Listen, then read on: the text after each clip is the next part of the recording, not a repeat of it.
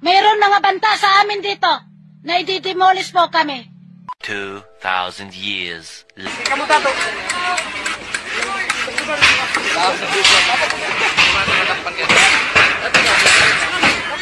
Agkuan, ilatag guba ang pisina sa Federal Tribal Government of the Philippines. Doon mga pagkastusan. Yaon no, an operation manager. Yaon si Ja, operation manager sa kuan sa demolition. Ilayaw pwede din sila po. Ano yung managkuhan na? Tayo nag-justice na mo. Ano ba? Bitaw. Tayo nag-justice. Dalawa nilagay mo. Kasri mo din eh. Ilaming gisirkuluhan dire ang mga pulis nga wala sila rights. Wala na kami makalihok dire tungod kay ilang gibantayan ang among mga kauban dire nga mga diplomat. Kaya sana po na makarating po ito sa mahal na nating presidente. No, na kailangan in 72 hours si Dato Adlaw nag-order po na makalabas ang kasamaan namin na hinuli po nito. Kuan kadtong mga grupo adto sa may area ng Barangay Sabang. So actually may mga tropa na naka-standby doon mao nag-monitor sa ila just in case magbuhat sila ng mga dili mao na binuhatan. Wala gayta na mapugos gaytaan na magdakop tanan sa ila. Okay, sinubukan na harangin ng mga miyembro ni Dato Adlaw ang demolition team. Yung opisina nila giniba. Di pa lumabas ang warrant of arrest pero ibang proseso din yung paggiba sa kanilang opisina. Ating tatalakayin ito, samahan niyo ako. Kasi kamalingan, pag palaging inulit-ulit ay magmukha talagang katotohanan para sa ating mga kapatid na kulang ang kaalaman. Ang pagkadaya ay maranasan sa iba't ibang paraan. Pero napakasakit pag madaya tayo sa pananampalataya. Dahil nanganib pati ang ating kaluluwa. Viva Cristo Rey! Pro Dio et Ecclesia! Kumusta sa lahat ating mga suking taga-subaybay? Welcome po. Meron tayong lecture ngayon sa CFD, Lawag, at welcome ang lahat din na papasok sa punto por punto, sa ating Zoom. Pero may naganap na demolition, no, sa opisina nila ni Dato Adlaw. At ito po ang nangyari. Kamu tato.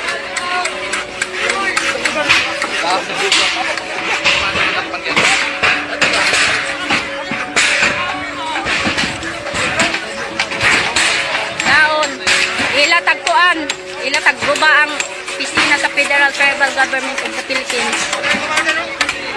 Doon mga pagkastusan. Daon no, an operation manager. Daon si Ja, operation manager sa kuan sa demolition. Daon sa I-Cortis.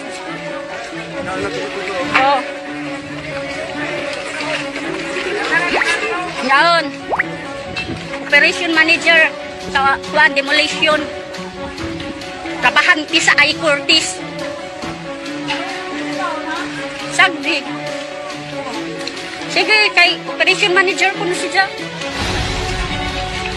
Kabahanti sa I-Cortis. Dari, mo pa yan. Kayo naman. Kayo malapilman ka. Ala, sige. Sige, Jesus. Panudlo-tudlo na ka doon, sir. Hanapin doon sila, sir, ng eksakto.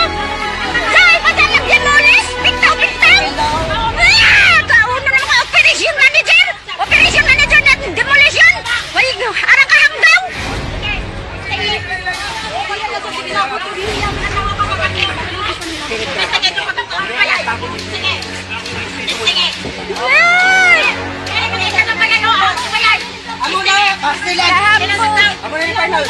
Final. Diin ka mo nakakita ng demolish. Demolition, nagpiktaw-piktaw. Kunain ran, ilan nagkanikot-gutan na tao. Amoy ilan demolition. Ay, kunain ran, ilan nagkanikot-gutan na tao. Amoy demolition. Diin mo ka mo nakakita ng demolition na nagpiktaw-piktaw. Kunain Okay, itutuloy natin ito sa susunod, yung demolition sa office ni yan dahil oras na para sa ating punto por punto. Okay? Hello, bro, dyan no? O mga wala. Sige. Magsimula na tayo. Nandito na nandito na sila si Sis Abigail, no?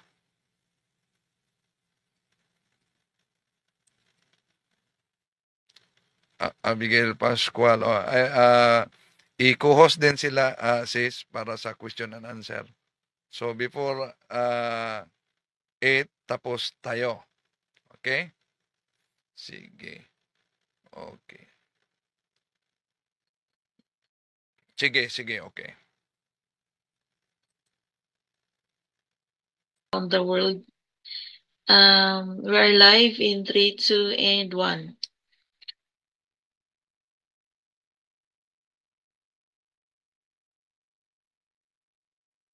Okay. Kumusta sa lahat ating mga kapatid na sumusubaybay sa atin ngayon? Sa pagkakataong ito, pagpatuloy natin ang ating online formation, no, ng CFD Diocese of Lawag. So, sa pagkakataong ito, noong nakalipas na sandali muna, acknowledge muna natin. Sis Abby, okay na pa po kayo? Hi, yes brother. Bro, okay. Hello So, bro, good hello. evening. Simulan na natin ngayon. Yes bro, parte yung mga iba. Okay. Yes, bro. Sige. Okay. Ang ating tatalakayin ngayon sa pagkakataong ito, noong nakalipas na Sabado, tinatalakay natin ang Marks of the True Church. Di ba? Kaya ngayon, ang ating tatalakayin naman, pangontra ng ating mga kapatid na mga anti-katoliko gamit ang mga aklat katoliko sa pinagchap-chap nila. No? At dapat na ang mga CFD meron ding mga ganitong aklat dahil meron silang sariling researcher. Ano po ba yung tinatalakay natin noong nakalipas na Saturday, Marks of the True Church? At isa sa mga tanda ng tunay na iglesia ay one. So may pagkakaisa. Pero alam nyo ba, gumagamit sila ng aklat katoliko at pinagchap-chap nila. Isa na itong the spirit of Catholicism. Although mahirap na ito hanapin sa online, no? Spirit of Catholicism by Carl Adam. Itong ginagamit nila. Dahil dapat din mag-ingat, no? Sa debate, ito gagamitin nila at sa cross-examination nila. Sinabi ninyo na ang Katoliko ay nagkakaisa. Pero ayon sa inyong aklat Katoliko na ang pamagat ay The Spirit of Catholicism by Carl Adam, ito ang nakasulat. It is quite true, Catholicism is a union of contraries. So ngayon, nang sinabi ng aklat Katoliko ninyo na it is quite true that Catholicism is a union with contraries, tatanggapin ba ninyo na ang Katoliko ay hindi nagkakaisa dahil it is union with contraries? O di kung di natin mapaghandaan din ang aklat nito at lalo na sa harap ng debate, delikado, mabutata tayo, no? Pero kung tingnan natin ang konteksto kasi sa naturang aklat, ito ang mabasa natin mga kapatid. Kaya dapat meron tayong mga aklat na yan. No, it is quite true, Catholicism is a union of contraries, but contraries are not contradictories. Whenever there is life, there you must have conflict and contrary, even in purely biblical Christianity, and especially in Old Testament religion. These conflicts and contraries may be observed for only, so is their growth and the continual emergence new forms. So, ibig sabihin, ang tinatalakay dito ng naturang aklat, hindi po ang union lalo na sa tinatawag na dugma ng simbahang Katoliko. So, it is true that there is contraries, but contraries cannot be contradictories. Yun ang binanggit, no? May mga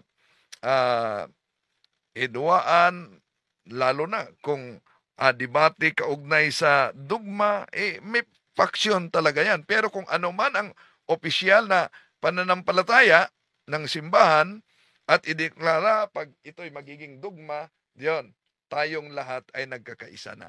So, itong isang aklat na ito ang gagamitin nila. Maliban dyan, ang palatandaan na banal, holy, one, holy. Anong aklat ang kanilang gagamitin? Itong aklat na ito, pananampalataya ng ating mga ninuno ni James Cardinal Gibbons sa pahina 30. No? Mahirap na ito hanapin ang mga aklat na ito, pero dapat ang mga CFD meron dito dahil sa pamamagitan ng aklat na itong pinag-chap-chap nila, mga kapatid, ang dami ng mga inusinting na tangay. Dahil sa pahina 30, ito kasi ang nakasulat. Nalulungkot kaming ipagtapat na ang kabulukan sa moral ay malimit na nasusumpungan sa sinapupunan ng mga nagsasabing sila'y Katoliko. Di natin maipipikit ang ating mga mata sa harap ng katotohanan ng marami sa kanila hindi nabubuhay ayon sa pinag-uutos ng kanilang iglesia, kundi bagkos nagiging sanhi pa ng kalungkot-lungkot na iskandalo. Ngunit sa aba nila nagiging daan ng mga ito. Tinatanggap ko rin naman ang kasalanan ng mga Katolikong lalong karimarimarim sa mata ng Diyos kaysa mga kasalanan ng mga nahiwalay nila mga kapatid sapagkat maraming grasyang sinasayang nila. At ang tanong nila dito, tatanggapin niyo ba ang nakasulat sa Aklat Katoliko na bulok na ang moralidad sa mga nagsasabing sila'y Katoliko? Nang sinasabing bulok na ang moralidad sa mga nagsasabing sila'y Katoliko, ang tanong, ang Katoliko ba ay santa o impakta? Tama naman ang nakasulat, pero ang pagbasa lang nila ang mali. Bakit? Dahil ang sinabi diyan, nalulungkot kaming ipagtapat ng kabulukan sa moral ay malimit na nasusumpungan sa sinapupunan nito mga nagsasabing sila'y Katoliko.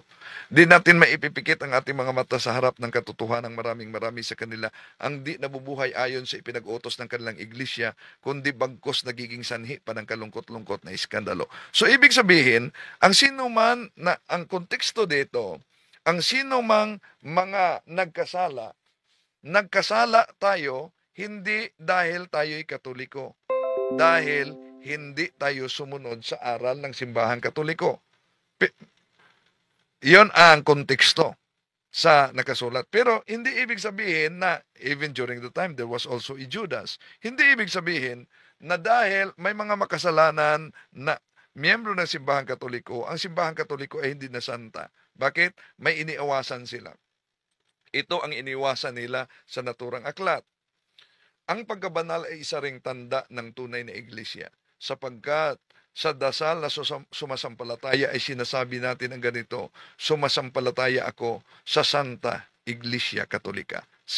Sumasampalataya ako sa Santa Iglesia Katolika. Yon ang iniiwasan nila, pero mag-ingat talaga ang mga CFD na gumagamit makipagharapan, lalo na sa mga ministro ni Felix Manalo dahil pinag-chap-chap nila ito.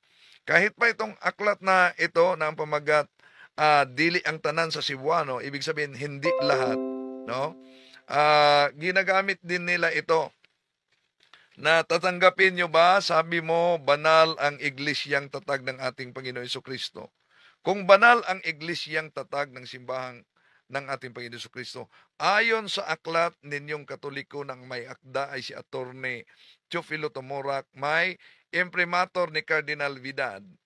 Cardinal Vidal, sa pahina 131, Cebuano ito ang nakasulat, ang kunon ko nga ang mga yawa, tatagalugin na lang natin, aaminin ko na ang mga demonyo ay nasa loob ng simbahang Katoliko. At marahil, ang dami nila nitong mga demonyo ay katulad din sa dami ng mga relihiyoso na sumamba upang manalangin. O, yun. Meron talaga silang researcher at ginamit nila ito na mga aklat na dapat alam ninyo na aaminin ko na ang mga demonyo na sa loob ng simbahang katoliko, may imprimatur pa ito ng inyong kardinal. So, ang tanong, totoo ba ito o mali? Tatanggapin ba ninyo ito o hindi? Yan. So, totoo namang nakasulat talaga yan sa naturang aklat. Pero, pinag-chap-chap. Kaya mag-ingat talaga sa taktika nila. Dahil sa ganyang taktika, alam nyo, marami ding mga kapatid nating natangay sa pag-chap-chap nila. Meron silang researcher, pinag-aralan nila tayo kung paano pinag-chap-chap yung aklat katoliko. Pero, ang nakasulat dito, ito, aaminin ko na ang mga demonyo ay nasa simbahang katoliko at marahil ang dami nila ay ang dami ng mga demonyo ay katulad din sa dami ng mga relihiyoso na nagsamba para magdasal. Ang demonyo, dahil ang demonyo ay palaging sumusunod sa mga taong relihiyoso, hindi ito pupunta sa kanilang simbahan dahil wala siyang tutuksoin doon. Ang aking masasabi ay ito, walang demonyo na tutukso sa kapwa demonyo.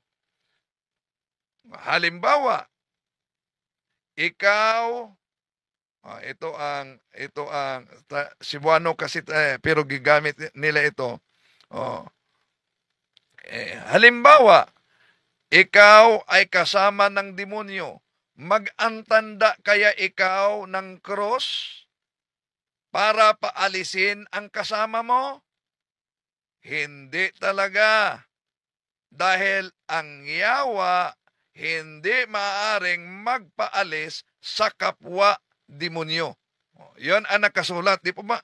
Ang ganda nakasulat. Pero pinag-aralan nila tayo na ginagamit nila ito sa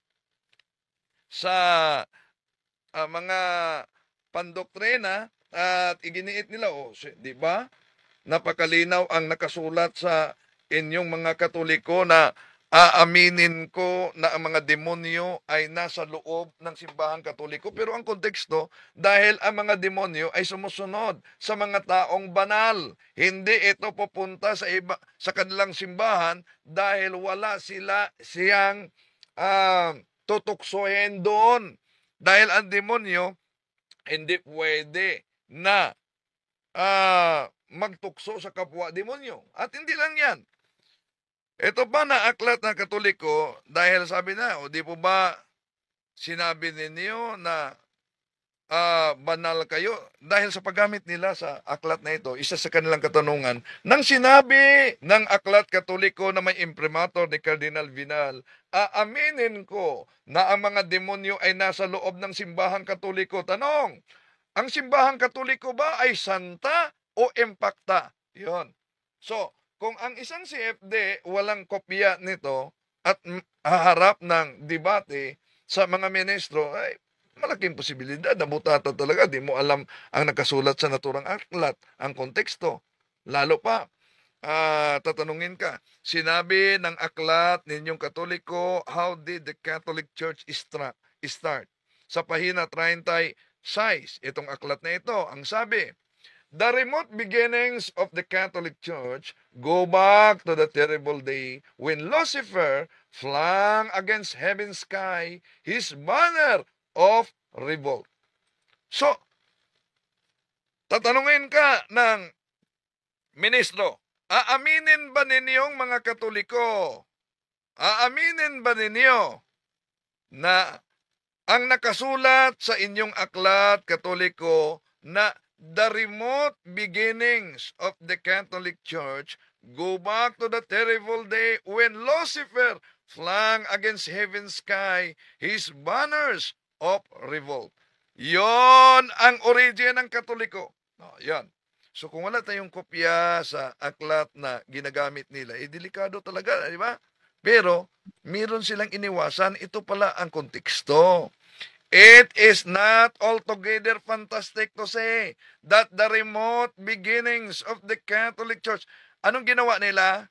Tinanggal nila ang it is not altogether fantastic to say. Doon nila binasa, mga ministro, ang the remote beginnings of the Catholic Church, go back, yon. Yon ang konteksto, mga kapatid, no? Sa aklat na ginagamit nila. At nagiging epektibo din ang paggamit nila. Dahil daming natangay, di ba? Sa pag-chap-chap lang nila sa mga aklat Katoliko. At hindi lang yan. Sasabihin nila, di po ba kayong mga Katoliko, inaangkin ninyo na kayo'y itinatag ng ating Panginoong Hesukristo? Sige nga, tingnan natin ang aklat Katoliko. Ito po'y ang pamagat, Fagent of the Popes by paring Katoliko John Faro sa Faro sa pahina 3. Ito kasi ang nakasulat. The church was born and it was in being, but in those very first days, it was not yet Catholic. So, isa sa mga katanungan ng mga ministro, nang itayo ng ating Panginoon Jesucristo, lalo na pag ginagamit mo yung Acts chapter 9 verse 31, himien on Ecclesia Catholis, tis Judaias kay Galalias kay Samarias. Ang tanong nila, di po ba para sa inyo ang Katoliko ay tatag talaga, ang Ecclesia Catholis ay Catholic talaga? Kung mabasa ko sa aklat Katoliko, Fagent of the Popes by John Faro sa pahina 3.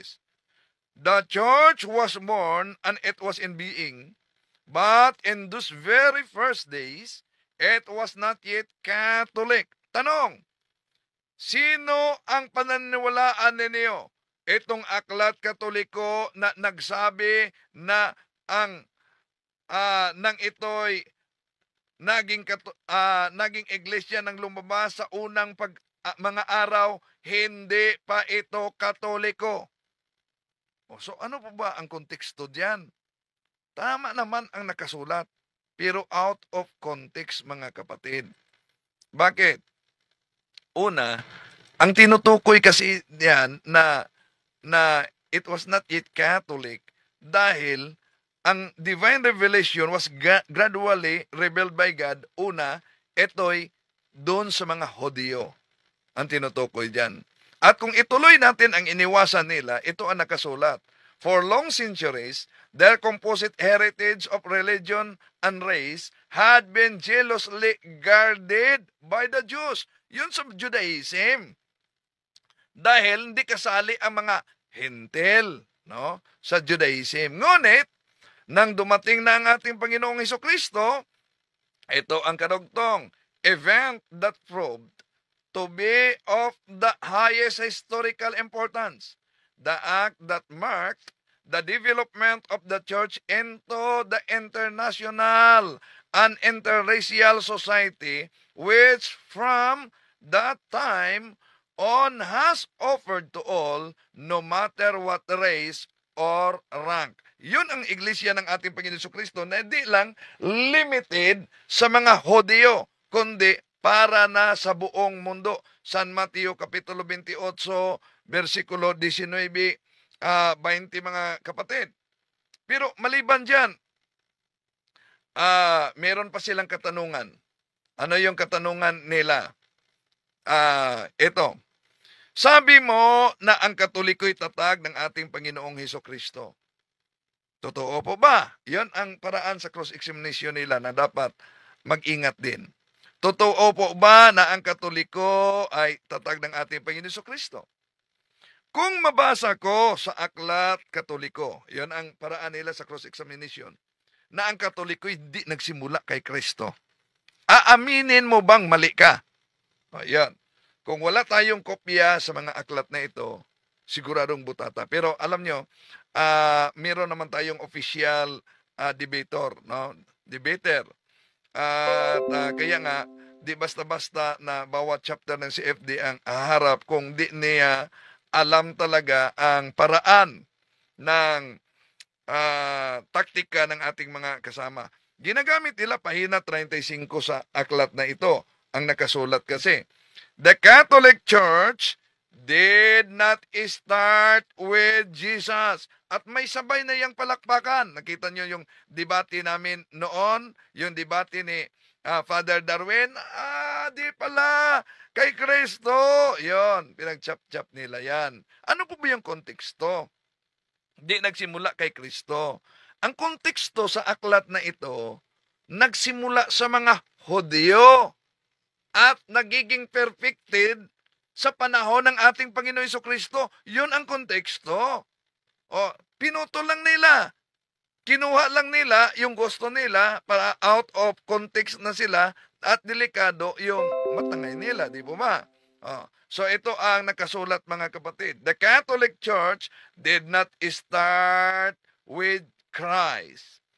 Christ who was there is strong, kamali pag-type, strong and beautiful bridge between the old and the new, asserted that he did not intend to lose one jot or little of what had been revealed.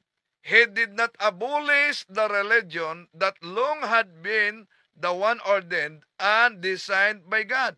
Rather, he fulfilled it, he perfected it, elevated it in the new dignity and power. So, dito, sadya ko talagang ipinakita ito sa inyo dahil matagal na nilang ginagamit itong taktika at daming natangay nila mga kapatid. No? Daming natangay nila. So, yun. Meron silang sariling researcher, pinag-aralan nila tayo. Pero ang tanong, ibig sabihin na sa paggamit nila ng naturang aklat, ang Katoliko ay hindi na tunay na iglesyang tatag ng Diyos? May iniwasan sila. Eto, ang mabasa natin. So, an all-seeing mind of God, at that very first instance of God's great decision, was the ultimate plan for an instrument of man's guidance and salvation. The Church of God, the Catholic Church. Kulang tayo sa church. So, the Catholic Church. Sorry, nagmabadali kasi, no? Sa pag-type ko sa naturang aklat. Galing lang ako sa radio station, bago lang ako natapos sa radio program dahil wala si Dr. Bulyeser.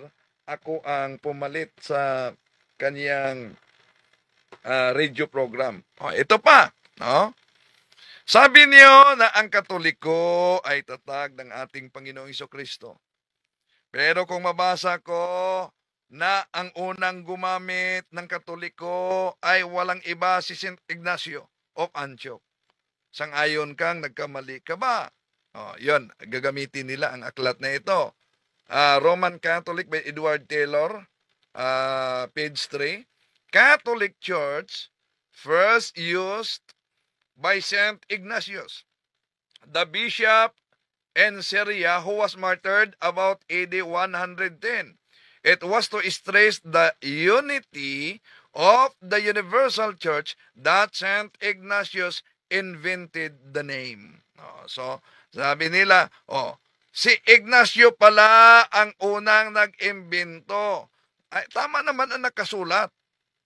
The word Catholic was first used by St. Ignatius, pero may karugtong yan mga kapatid sa history to distinguish between the true church founded by Jesus Christ and the schismatic churches. At ito ang dapat di niya basahin, pero nabasa sa debate mismo ni Father Darwin. Iwasan sana ito. Ito ang nabasa mga kapatid. Catholic is an ancient name by which the Church of Christ has been known for 19 centuries. Catholic was first used by St. Ignatius, Bishop of Antioch and Syria, who was martyred about AD 110. It was to stress the unity of the universal church that St. Ignatius invented the name. The church founded by Christ is here for the first time called the Catholic Church. Yun ang aklat na ito. Ginagamit nila yan mga kapatid, lalo na sa debate. Kaya kailangang aware tayo, no? Aware tayo. At lalo na tatanungin kayo ng mga mangaral, ng mga manggagawa o mga ministro. Ang iglesia ba, ang pangalang Iglesia Katolika Apostolika ba galing kay Kristo? Oo, galing kay Kristo. Kung mabasa ko sa Aklat Katoliko na ang may akda ay isang paring Katoliko si Juan Trinidad. Itong aklat na ito, no? Na ang Iglesia ni Kristo, alam nyo, di niyo na ito makita kahit saan. Pero magtaka kayo, bakit yung mga nag-aaral sa pagkaministro, may mga bagong-bagong aklat. Nagtaka siguro kayo, no? Kung bakit may bago akong aklat. Dahil nakabili kami kung saan nila ito na-produce. Okay. So, ito, bago talaga, no? Pero, ginagamit nila ito, bawat mga ministro dapat meron dito. Kabahagi na yan, nasa kanilang pandoktrina yan. Ito ang nakasulat kasi, mga mahal na kapatid. Sa aklat na ang Iglesia ni Cristo at iba't ibang siktang protestante ni Father Juan Trinidad, sa pahina 25, ito nakasulat. Hindi galing kay Jesus ang pangalang Iglesia Katolika Apostolika Romana. So, kaya kung wala tayong kopya dito at sasabihin ng mga ministro, aaminin mo ba na sinabi ng aklat ninyong Katoliko hindi galing sa kay Kristo ang pangalan na Santa Iglesia Apostolika Katolika Romana? Aaminin mo ba ang aklat na ito na ang may akda ay paring Katoliko o tutulan ninyo? Yan. Kaya mag-ingat din mga kapatid. Pero ano po ba ang nakasulat diyan? Kahit sa pasugo nila noon, yung mga lumang pasugo, na mabasa natin ito. Ito ang nakasulat diyan. Ang Iglesia ni Cristo at iba't ibang siktang protestante ni Father Juan Trinidad sa pahina 25. Ito pala, kaya nga't ang dalawang pinakamalaking dahilan ng mga guro ng Iglesia ni Cristo laban sa Iglesia Katolika Apostolika Romana ay nauwi sa, ang una, hindi galing kay Jesus ang pangalang Papa. Pangalawa, hindi galing kay Jesus ang pangalang Iglesia Apostolika Katolika Romana. See? Ibig sabihin, hindi yan pahayag ng author, kundi kotisyon ng author galing sa dahilan ng mga ministro ng INC. Bakit totol sila? Pero ang kinuha nila, ito lang, hindi galing kay Jesus ang pangalang Iglesia Katolika Apostolika Romana. Pagkatapos sinasabing, di po ba inaamin mismo sa Aklat Katoliko na hindi galing ng simbahang Katoliko ng ating Panginoon Jesucristo ang pangalang Iglesia Apostolika Katolika Romana? Ang salita bang Katoliko galing kay Kristo? Ito naman, isang Aklat Katoliko.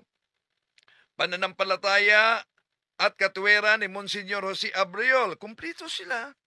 Pahina 25. Ano nakasulat sa pahina 25 sa naturang aklat? Ito nakasulat. Ang wikang Katolika ay salitang Grego na ang ibig sabihin ay pandaigdig o pangkalahatan, bagamat hindi binabanggit ng Panginoon at ng mga apostolis ang katagang ito. Ngayon, ito ang kanilang taktika sa tanong. Aaminin mo ba ang nakasulat sa aklat na ito na ang wikang Katoliko ay hindi galing sa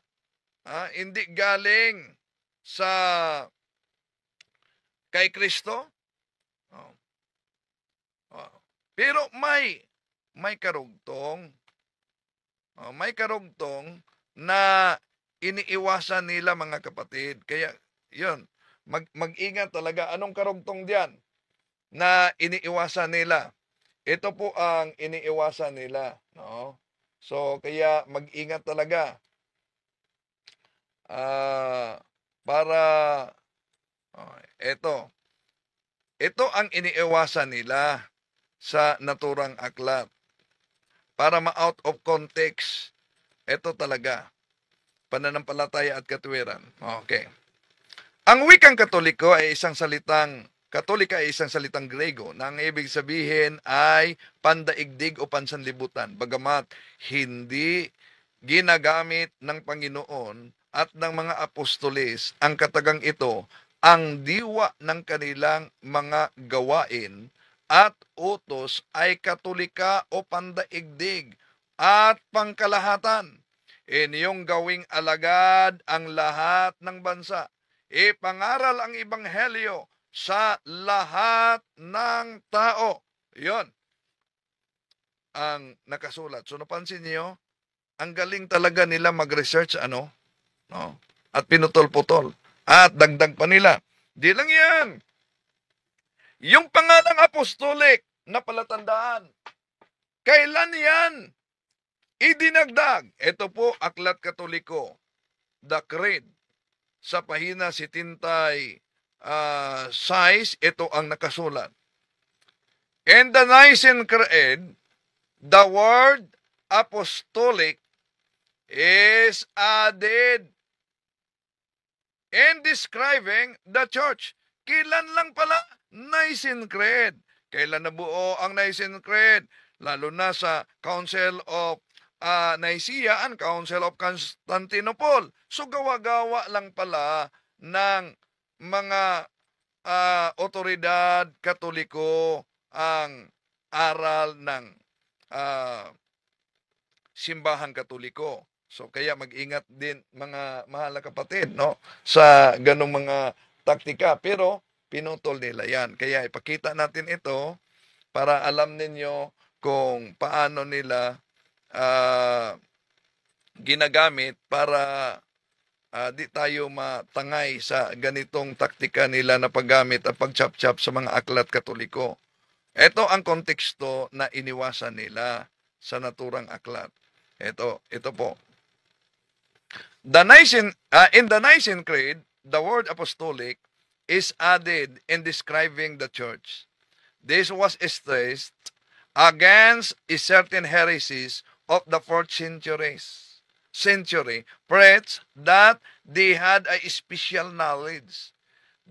The stress on the apostolic is important, that with so many Christian groups today claiming a direct line with the Holy Spirit. O, yun pala ang konteksto. Bakit idiniklara talaga yan ng simbahan na the church founded by Christ must be apostolic in origin? Dahil, tulad sa ating panahon ngayon, di ba ba, si Felix Manalo nga, nagkulong ng ilang gabi, pagkatapos nagiging anghel na, di ba? Di lang yan, si Kibuloy nga, naging appointed son of God. Pero, wala nang connection doon sa apostolic succession.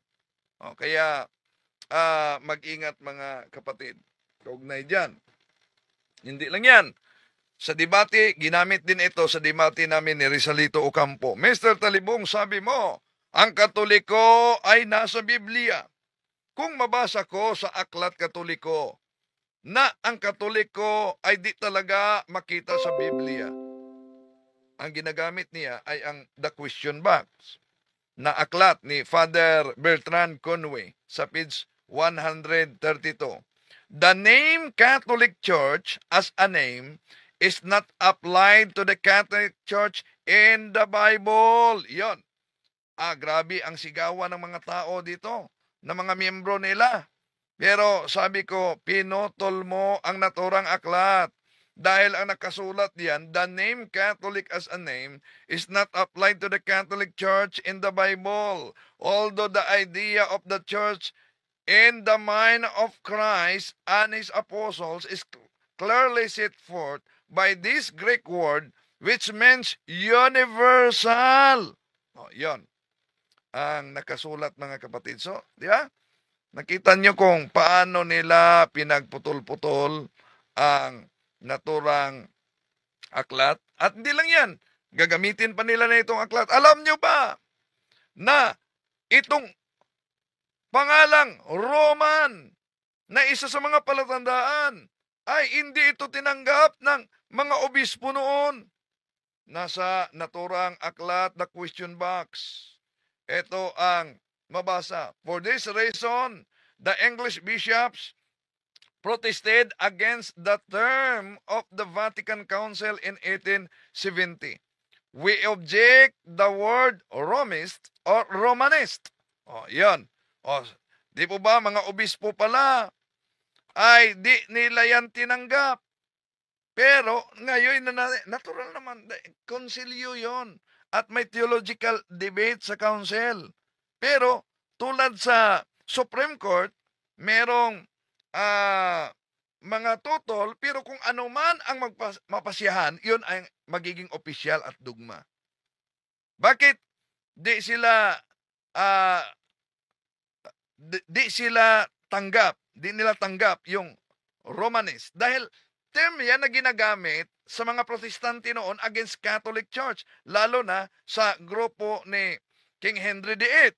Pero ito ang sabi ng mga obispo sa konsilyo, the term Roman Catholic does not localize the church, for it can be explained in an orthodox sense as the Catholic Church whose center is Rome. Ayan. Yon pala ang konteksto. At hindi lang yan, gagamitin pa nila itong isa, palaging ginagamit nila ito mula pa noon. Itong aklat na ito na The Apostles' Creed, Discourses of the Apostles' Creed by Clement H. Discourses on the Apostles' Creed by Clement H. Crock. Ito kasi ang mabasa sa naturang aklat. Sa pahina 133, in 1970 at the Vatican Council, the name Catholic Church was proposed, but it was rejected. The bishops assembled unanimously decided upon this official name, the One Holy Catholic Church, as descriptive of Christ Church. Kaya, kailan umano nagiging opisyal ang simbahang Katoliko na pangalan? 1870 at the Vatican Council. Imbinto lang ng mga obispo. Pero, di po ba? We are not Bible alone. Yun ang official natin. Ang ating Panginoong Hesus, sabi niya, Simon, feed my sheep. Anong sabi ng feed my sheep? Jeremiah chapter 3 verse 15, I will give you a pastor with all my heart, and they will feed you with knowledge and doctrine. So, ang magturo talaga, ang teaching authority, ang magisterium. So, nang idineklara sa 1970 ang nakasulat dyan. Nagkamali ako sa dali-dali ko na pagsulat. Napaka-busy kasi nga ngayon, no? 1870 yan. I-correct natin. 1870 pala. 1970 ang nakasulat dito. Eto. Ibalik ko, Eto. Baka chop-chopin nila. In 1870 at Vatican Council, the name Catholic, the Roman Catholic Church was proposed, but it was rejected. The bishops assembled unanimously decided upon this official name, the One Holy Catholic Apostolic Roman Church. Hanggang dyan lang sila, pero di na nila ituloy, as descriptive of Christ Church. Paglalarawan. So, kung opisyal na pinangalanan sa 1870, hindi ibig sabihin, doon pa nagsimula at natatag ang iglesia. Bakit? Ang bata, tao na ang bata kahit wala pang opisyal na ngalan. Kailan siya opisyal na may pangalan? Sa diha, noong siya ay inirehistro ang kanyang pangalan. Yun ang pagka-opisyal sa kanyang pangalan. Pero noong hindi pa nabigyan ng opisyal na pangalan ang bata. Ang tanong, hindi ba siya tao dahil wala pa siyang pangalan? Tao na siya kahit huli ang opisyal niyang pangalan. Ganon din mga mahal na kapatid. nung idineklara ng simbahang Katoliko ang March of the True Church, idineklara lang ng simbahang Katoliko ang di mababagong katotohanan. Tulad, halimbawa, sa ating bansa, huli ng pinangalan ng Pilipinas. Pero kahit huli ng pinangalan ng Pilipinas, opisyal, ang mga isla ng ating bansa ay nag-exist na. Ganon din ang simbahan. Kahit idineklara sa 1870 ang March of the True Church, idineklara lang ng simbahan, hindi mambagong katotohanan, na ito talaga na iglesyang tatag ng ating Panginoon Jesucristo must be one, holy, Catholic, Apostolic, Roman Church. At ito lang na bahagi, ang dami pa mga aklat na ginagamit nila, pero ito lang na bahagi ang aking ipakita sa inyo mga kapatid, no? Para ma-aware kayo na dapat din na meron tayong mga kopya sa mga aklat na ito. Okay? So, dito lang, may katanungan sa mga kapatid natin dyan. Bro, Nanding? Ako, Bro Wendell, may tanong ako, Bro Wendell. Sige, bro, John Ray. Kasi, sabi mo kasi kinakailangan yung mga pasensya na baka kaliligo lang galing trabaho. Sabi mo kasi, Brother Wendell, na kinakailangan lahat talaga ng CFD meron yan. At sabi mo rin na mahirap na hanapin ang mga libro na yan. So, paano kami magkakaroon yan, Brother Wendell? Siguro, pag-usapan natin ito, baka makatulong sila si Bro Nanding, Sis Abigail para sa ganitong libro. Sa totoo talaga, mga kapatid, mahirap talaga hanapin ito. Nakiusap ako sa aming Bishop Emeritus noon na binigyan ko siya ng listahan, Bishop, hinahanap ko talaga ito. Paano ko masagot kung wala akong kopya? So, hinanap ni Bishop. Pero pagbalik ni Bishop, abay, isa lang na aklat ang nakita niya. Sabi niya, di ko na talaga makita, Wendell. No, ito lang. So baka sila si Sis Abigail, bro, matulungan tayo dito dahil expert ito sa mga aklat. Sis Abigail? Hi. Hello, brother. Good evening po. Yes po, siguro po itry po namin sa mga friends po namin. May mga friends din po kasi kaming INC. So, baka po pwede kaming mag-asa kanila. Though hindi na namin sasabihin kung for what. Pero, brother, hingin ko na lang po yung mga title po siguro na kailangan. Kung Okay. Po. Yes, bro, sis. Po. Yes, We will bro. do our best po, brother. We will do our best po. Opo. Salamat po, sister. At saka, Brother Wendell, ako din kasi, Brother Wendell, nung naghanap na ako ng mga aklat, mayroon kasi akong nabili na mga aklat, pero ano lang siya, clone. Oo. Halimbawa, ito, clone lang to, Brother Wendell, bininta sa akin to ng 500 pesos, the Catechism of the Council of Trent, clone lang to. At So, ito din, mas mabuti Fundamentals of Catholic Dogma, clone din. Baka maklone din yung sa'yo, Brother Wendell. Pwede. Kahit ako na lang magbayad sa pagpaklon, Brother Wendell. Yun na lang siguro ang Bro Eric sa Davao, may magaling talaga mag-clone ng aklat. Si Bro Eric. No, magaling doon. Hello, Father Danny. Hi. Hello. Good evening. Good evening po, Father Danny. So, ginawa namin ngayon, Father Danny, pinipresent ko sa kanila yung mga aklat Katoliko na pinag-chap-chap para aware din sila, no? At proposal ko sa mga kapatid na dapat meron din sila para aware sila paano ginagamit, ano ang karugtong, dahil naging out of context talaga. Imagine, ginagamit nila yung isang aklat, the Catholic Church does not start with Jesus. Oo nga, nakasulat. Pero, pinotol pala, out of context na. Kaya kailangan talaga aware. Bakit? Dahil, epektibo. Saan mabibili naman? No. Saan mabibili ang mga libro na yan? Father, during the time of our Archbishop Jesus Dosado, binigay ko sa kanya ang mga pangalan ng mga aklat at nagpatulong ako kay Bishop na hanapin. Pero pag uwi ni Bishop, isa lang talaga na aklat ang kanyang nabili. No? Isa lang na aklat ang kanyang nabili. Ngayon, ilang bisis ako nakadapa sa tabernakulo para lang kuha ng kopya dito. At naswerte tayo dahil may kaibigan tayo na may kaibigan ding INC, nakabili sila doon sa INC ng mga aklat na ginagamit at kaya nasa kamay natin. So doon tayo nakabili sa kanila. Pero ang mga aklat na ito mahirap talaga, pero yun, dahil ito'y palaging ginagamit nila, kaya nga magtaka kayo, mahirap na hanapin pero bagong-bago, no? Bago. May nagreproduce talaga. Ang bago. Anong yan? Pananampalataya ng ating mga ninuno ni James Cardinal Gibbons. Matagal na ito.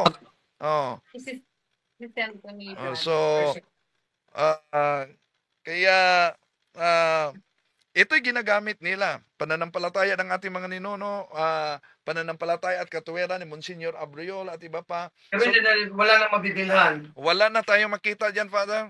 Wala na tayong makita.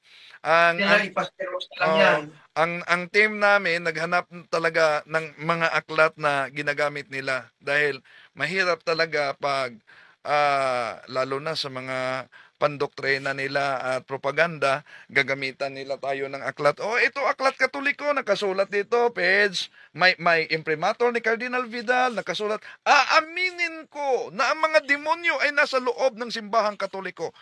Aaminin ba din niyo? Tatanggapin ba din niyo na nasa aklat ninyo?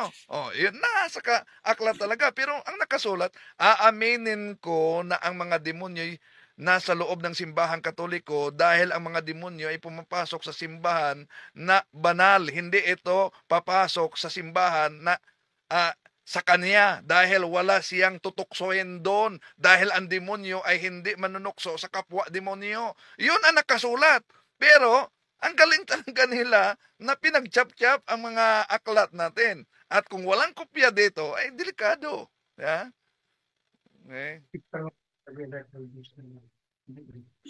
Kaya nga, Brother Wendell, sana maklon yan, Brother Wendell. Si Bro Eric, sa National Office, yan may ginagawa din siya kaugnay dito para ang mga kapatid natin ay meron talagang kopya, no? Sana nga, Brother Wendell, sana. Mapag-usapan sana sa national. Yes, Bro John Ray. Yes, Bro John Ray. Yan lang tanong ko, Bro Wendell. Maraming salamat, bro. Okay. Brother John Ray po. Okay. Good evening po, Father. Good evening. Wala na pong tanong? Wala, brother, wala po. Magre-review ulit kami kasi pwede pwede pong balikan ito naka-online lang sa. Yes. Oo. Babalikan po ulit. Bigyan din kayo ng guide sa mga tinatalakay natin noon, lalo na yung ipapadala ko, Bro Nanding, sa yung Marks of the True Church, no? Yung tinalakay natin, and then Guided question, bro. Guided question. yung iba't ibang mga aklat na ginagamit, ipadala ko ito sa Messenger, bro. Pwede rin pwede i-xerox yan Pwede rin. para magkaroon ng kopya. Yes, pwede rin. At nagkasundo din kami ni Bro Eric Romero na mag-xerox siya para may national guide talaga sa mga aklat na mga ginagamit nila. Para mga kapatid natin na lalo na sa mga bagong nabuo na CFD, aware talaga sa mga ganito. No? Kasi kung yung mga libro na yan, chinap-chap, mayroon ba tayo original naman na sa atin? Meron tayo. Pag ibigay ka ng chinap-chap sa amin, tapos hindi kami aware of original, maniniwala kami sa ibinigay na chinap-chap. Oo. Dapat may original tayo at mga chinap-chap nila para i-comparison. I-kumpara talaga. Lalo na. Kung ipa-xerox mo lahat yan and we pay yung mga nagastos, kahit na kami na magpa-bookbind, Pa-Xerox tayo, Apo, no? Kasi Rox, magkano gagastusin nyo, babayan na namin. At meron talaga silang researcher. Imagine, kahit pa itong aklat na katolikong ito, ginagamit din nila para pag-chap-chap dahil nakasulat yan, kahit sa aking mga kaparian, marami na ang hindi naniniwala, ngunit nanatili pa rin sila sa simbahan.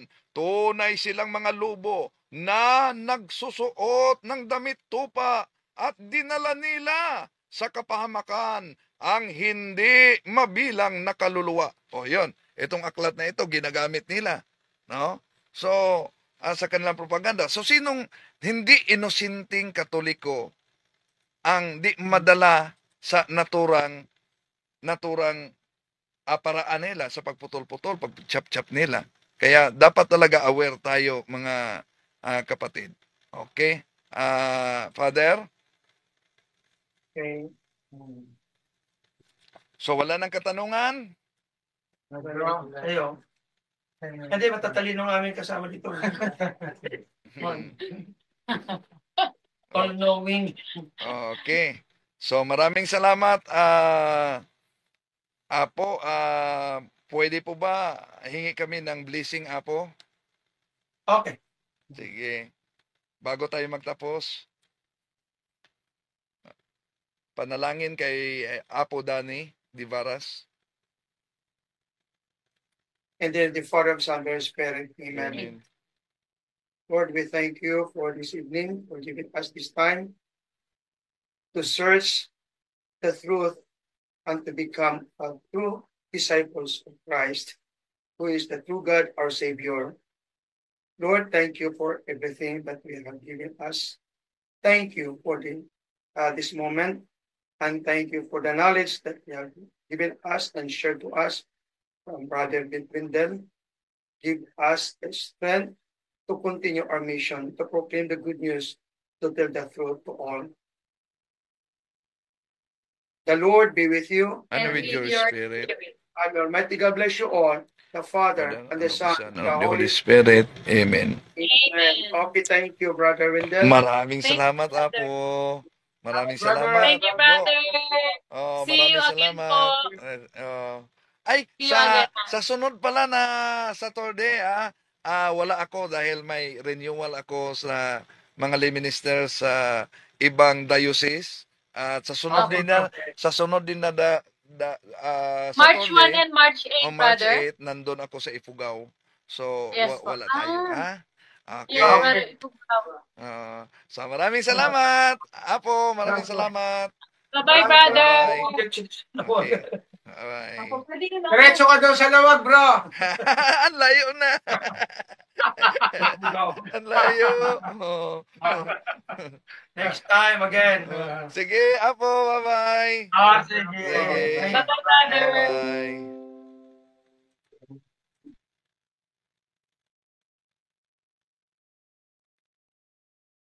To make his message known is our responsibility. So here we are to pledge our lives to the Lord.